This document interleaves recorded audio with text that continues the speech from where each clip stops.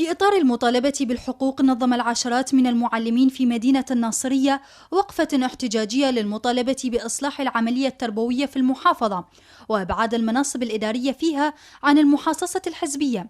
وتجمع المعلمون أمام مبنى مديرية التربية في الناصرية وهم يحملون لافتات تحمل مطالبات الكوادر التربوية في المحافظة بخارطة إصلاحية للنهوض بالواقع التربوي في ذي قار ووضع عربة التعليم على السكة الصحيحة.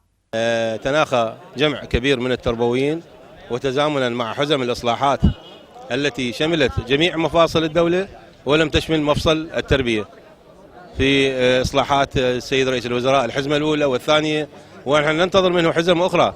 نريد حزمة كاملة للتربية، حزمة كاملة للعمل التربوي، لأن العمل التربوي هو أساس العمل، هو أساس الإنتاج، هو أساس الوطن، هو بناء للطاقة البشرية، لأن نحتاج إلى حزمة كبيرة من التربويين.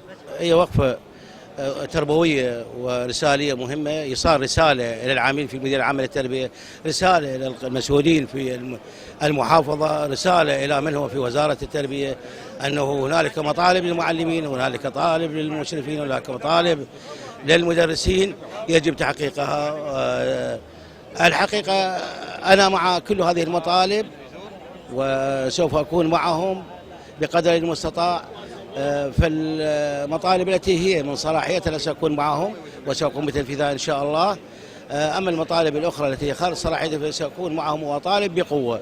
المتظاهرون أشاروا إلى أن أهم تلك المطالب هو إبعاد منصب مدير عام التربية عن المحاصصة الحزبية والنزاعات الشخصية، محذرا من أن التربويين قد يضطرون للخروج بمظاهرات جديدة ما لم تحقق مطالبهم تلك، كما طالبوا بالإصلاح وطرد المفسدين عن مفاصل العملية التربوية، فضلا عن إبعاد العملية التربوية بصورة عامة عن المحاصصة السياسية التي أفسدت الشأن التربوي.